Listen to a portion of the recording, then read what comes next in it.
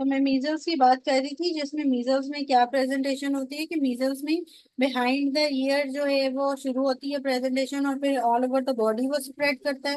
और इसी सीक्वेंस में जो है वो उसके जो फेडिंग स्टार्ट होती है वो भी सेम सीक्वेंस में स्टार्ट होती है, वैसे वो ऑल ओवर द बॉडी फैला होता है। ठीक है, question number 4, the patient with the large B cell lymphoma is what. तो जो मैं अपना काम पे लग रहा हूँ, लग चुका हूँ, सिर्फ लग नहीं रहा हूँ, भाई दो सिस्टम पूरे।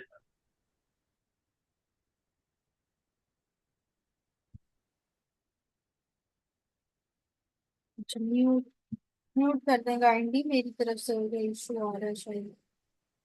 ठीक है, ओके।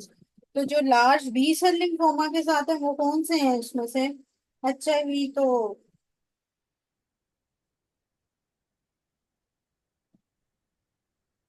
मैम ये आई थिंक CMV के साथ था। किसके मैंने साथ? इसको ऐसे याद किया था कि लार्ज मैंने इसको ऐसे याद किया था कि लार्ज बी सेल है तो साइटोमेगैलो, क्योंकि उसमें मेगैलो वर्ड आ रहा है ना, तो mega B cell large B cell मैंने इस तरह याद किया था।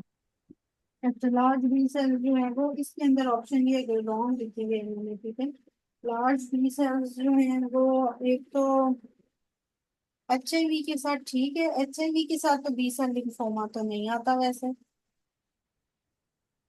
अच्छा, इस ऑप्शन को रखिएगा, मैं आज आप लोगों को ना ग्रुप में इसको शेयर कर दूंगी प्लीज।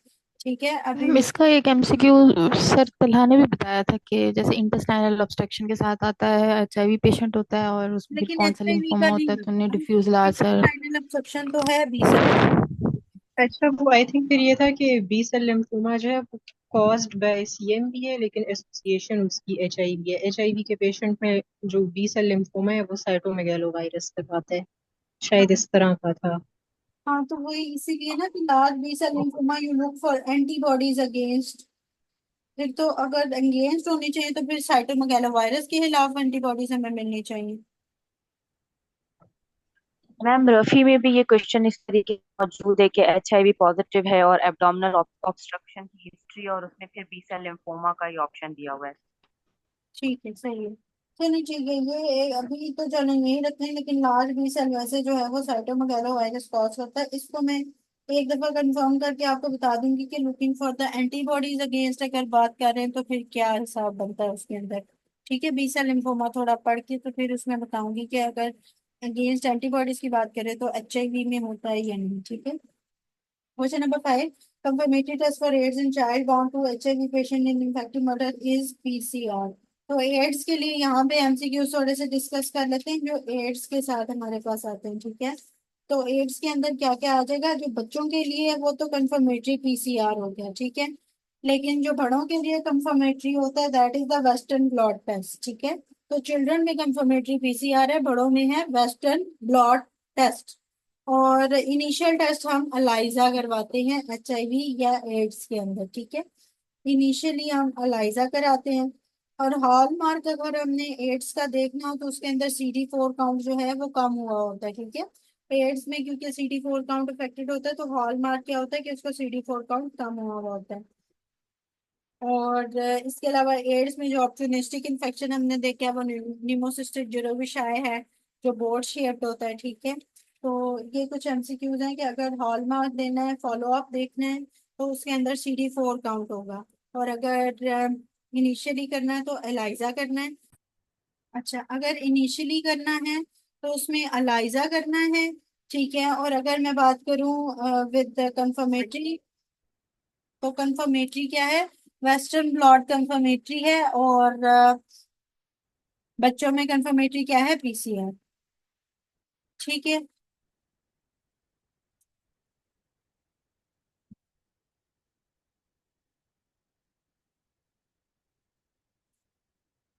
अच्छा। क्वेश्चन नंबर है इसके बाद हमारे पास 6, a 4-year-old girl with a sick appearance has a 7-day lasting fever, bilateral conjunctivitis, cracked lips, bilateral cervical lymphadenopathy and maculopapular rash। तो ये कावासाकी डिजीज है जिसके अंदर क्रैक लिप्स जो है वो ओरल लीजन्स जो है वो मेनली आ रही होती है, और क्रैक लिप्स के साथ सर्वाइकल लिम्फेडिनोपैथी होती है, और ये बच्चों में ज्यादातर आता है। ठीक है, कावासाकी डिजीज।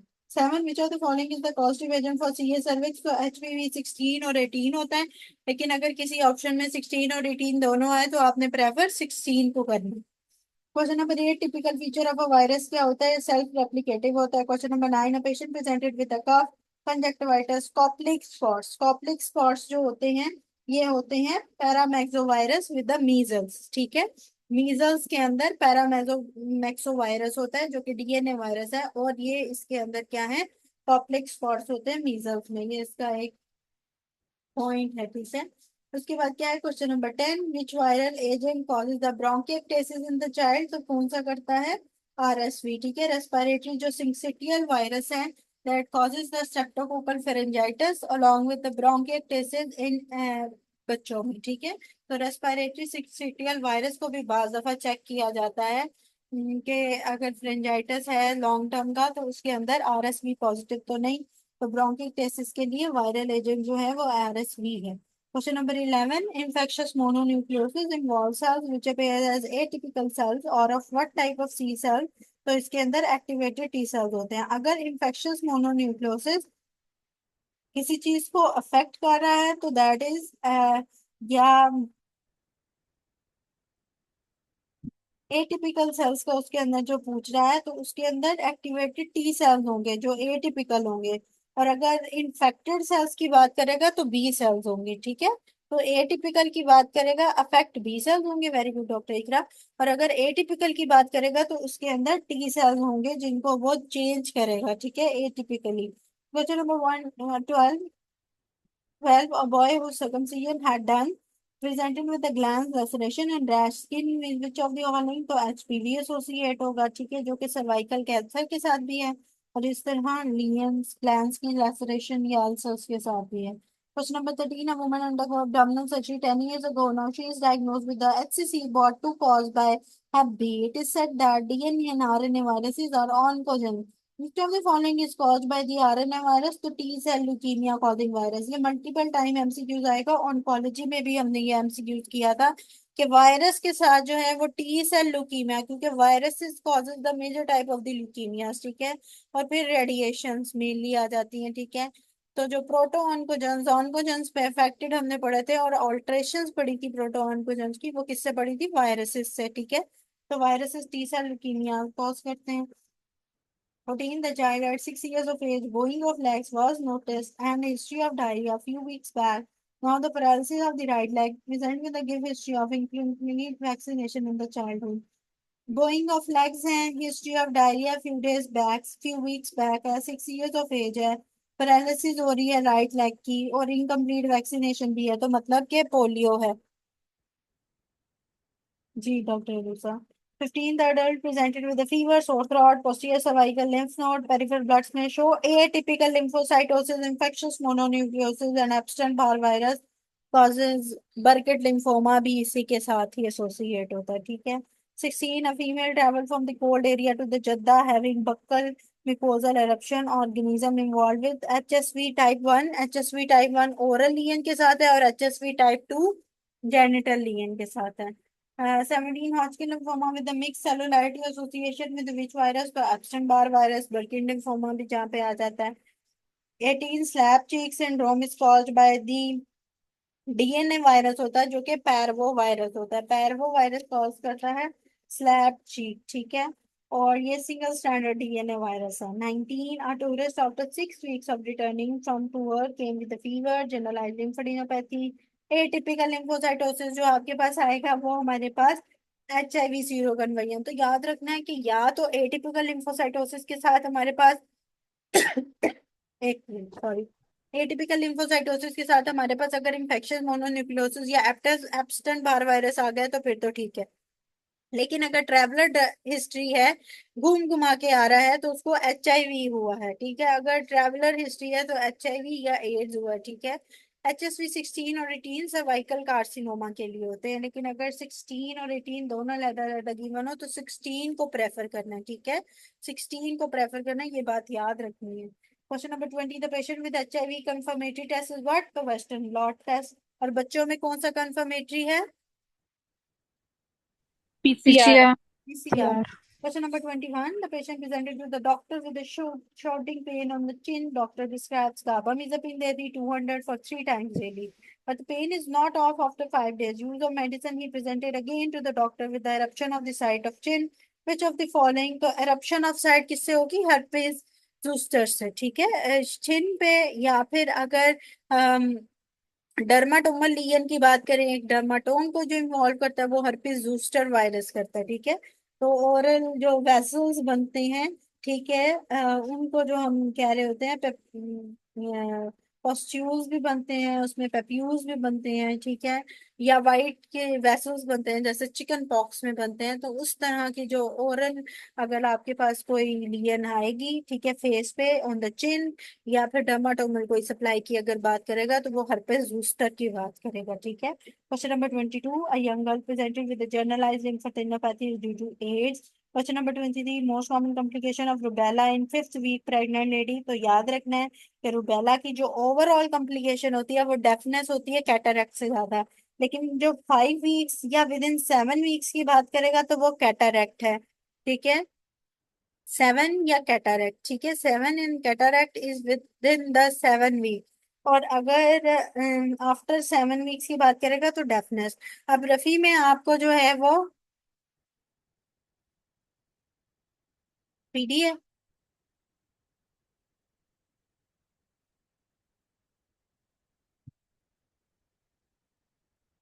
पीडीए भी आता है इसके अंदर, लेकिन रफी के अंदर वही बात बताने लगी थी कि रुबेला के अंदर ना वो भी 4 to 5 वीक्स वाला हिसाब होता है, 5 वीक्स से कम वाला हिसाब होता है। ठीक है, किसी जगह हाँ पीडीए की सिलेक्शन होती है, आई गेस 4। हाँ, उसके अंदर ये है, ये रफी में भी आएगा लेकिन एमसीक्यूज में भी आएगा। अब ये याद रखिएगा कि जो एमसीक्यूज रुबेला के आएंगे ना, उसमें मेजरली आपने कैटरेक्ट और डेफनेस को ही प्रेफर करना है। ठीक है, अगर आपके पास, क्योंकि विद इन द 7 वीक्स जो है वो पीडीए भी हो सकता है, लेकिन अगर आपके पास ऑप्शन में कैटरेक्ट और पीडीए भी गिवन हो तो उस पे भी कैटरेक्ट को आपने प्रेफर करना है। ठीक है, अगर कैटरेक्ट की ऑप्शन ना हो, विद इन 7 वीक्स की बात करेगा, कैटरेक्ट की ऑप्शन ना हो, then you will go with the PDA. ठीक है, तो ये चीज याद रखनी है कि यहाँ पे प्रेफरेंस है पीडीए और कैटरेक्ट में। ठीक है, ओवरऑल डेफनेस ओवर कैटरेक्ट है, अगर विद इन 7 वीक्स है तो कैटरेक्ट ओवर पीडीए है,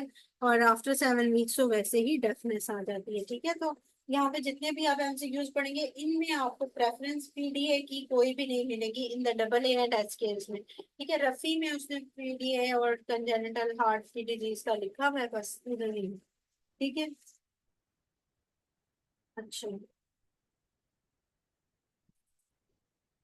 Question number 24. The post-splenectomy patient presented with a fever, chills and lethargy. तो इसके अंदर क्या है कि वो return recently from the south Africa से होके आया, तो उसको मलेरिया है, इसमें फीवर है, चिल्स हैं और लेथार्जी है। फीवर विद द चिल्स जो है वो मलेरिया के साथ है। ठीक है, question number 25। A 28-year-old woman goes to her physician for a routine examination. The cytopathology report of pap smear indicate the presence of severely dysplastic cells. High grade squamous intraepithelial lesion है। A biopsy of the cervix is performed and on microscopic examination shows cervical intraepithelial lesion infection with which of the following organism is most likely to cause heart disease। तो कौन सा है? Human papilloma virus. 16। 26 which of the following is the RNA virus. तो mums का RNA virus है। ठीक है, जिसके अंदर आरएनए वायरसेस में नेकेड है और इन्वेलप्ड लिखे हुए हैं इन्होंने।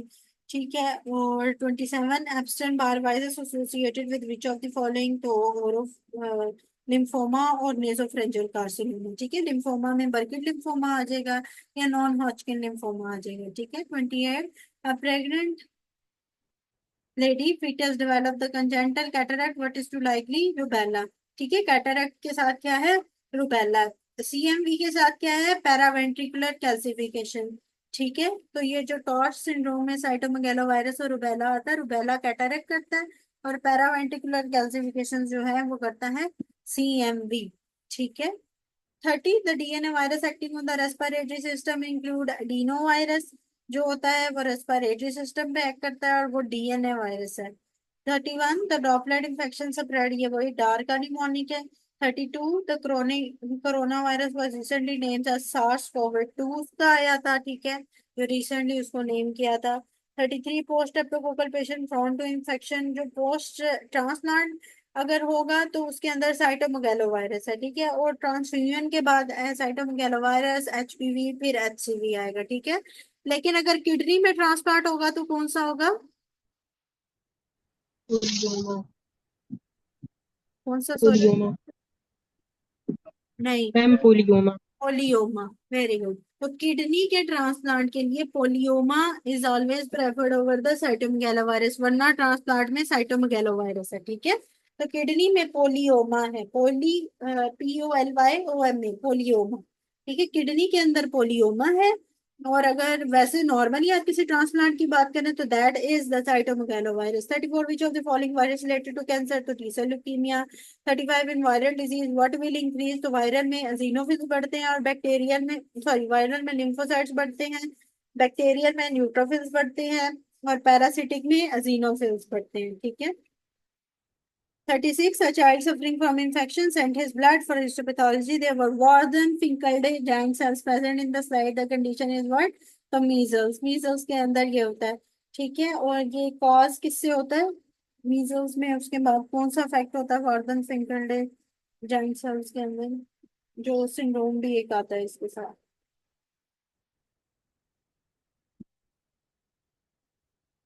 पता है किसी को?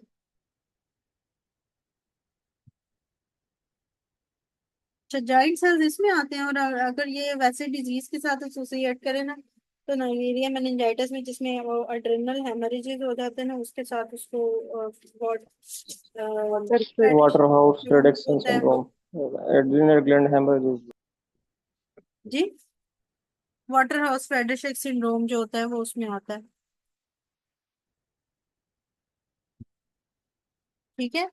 वो नाइजीरिया मेनिंजाइटिस में है, वाटर हाउस और वार्डन फिंकेल्डे जो है, वो दोनों एक जैसी चीजें ही लग रही होती हैं। वो वाटर हाउस है, ये वार्डन है, ठीक है। तो वो नाइजीरिया मेनिंजाइटिस में आता है। और ये जो है वो जाइंट सेल जो है ये मीजल्स में हमें मिलते हैं। 37 in OT procedure, alcohol was used for cleansing purpose, but the organism was resistant. Which of the following is the resistant organism? जो HIV है वो resistant organism है, क्योंकि ये घूम घुमा के आया होता है, ठीक है, आगे पीछे से घूम घुमा के ट्रेवलर हिस्ट्री होती है, इसलिए ये जो है वो रेजिस्टेंट होता है, ठीक है। इसको दूसरी दूसरी जगह के इलाके की कोई चीज उसको अफेक्ट नहीं करती, इस तरह याद कर लें। तो HIV जो है वो रेजिस्टेंट है। कंडाइलोमेटा क्यूमिनेटा जो है वो HPV के साथ एसोसिएटेड है। ये Epstein Barr virus 39 is associated with Burkitt lymphoma, और ये अफ्रीकन के अंदर होता है, ठीक है, अफ्रीकन के अंदर होता है एब्स्टेंट बार वायरस, अफ्रीकन से।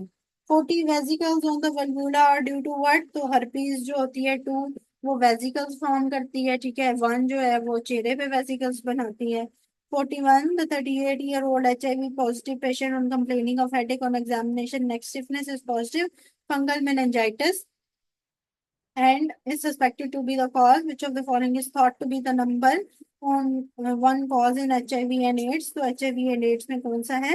अगर फंगल मेनिंजाइटिस हो और डोनट शेप्ड सिस्ट वगैरह हो, या हो हॉलो हॉलो सिस्ट हो हॉलो, तो उसके अंदर कौन सा है? क्रिप्टोकोकस नियोफोर्म, ठीक है। अभी यहीं तक करते हैं आप लोगों की। अब नेक्स्ट क्लास भी है, उसका टाइम भी हो गया है, बस 5-10 मिनट की ब्रेक ले लें ताकि नेक्स्ट क्लास ज्वाइन करें तो वो उसके लिए जो है वो एनर्जी आप लोगों की बढ़ जाए, ठीक है।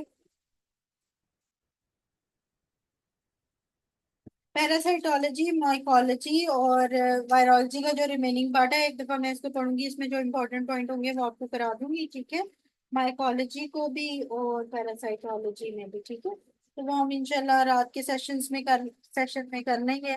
कोशिश करेंगे 12:30 तक रात को, मतलब कि 1.5 का। हाँ, उसके थोड़े से MCQs हैं वो हो जाएंगे, तो कोशिश करेंगे कि 1.5 और में जो है वो हम उसको कंप्लीट करें 11 बजे रात को, ठीक है, 11 o'clock।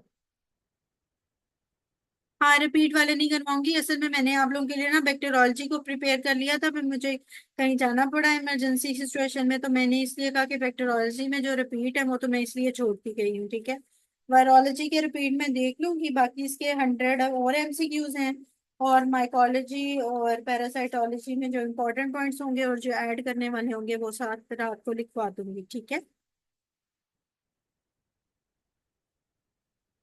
ओके, चलो सही है, ठीक है। अब आप लोग अगली क्लास के लिए तैयारी पकड़ो, 3 बजे आप लोगों की क्लास है। ओके, अल्लाह हाफिज।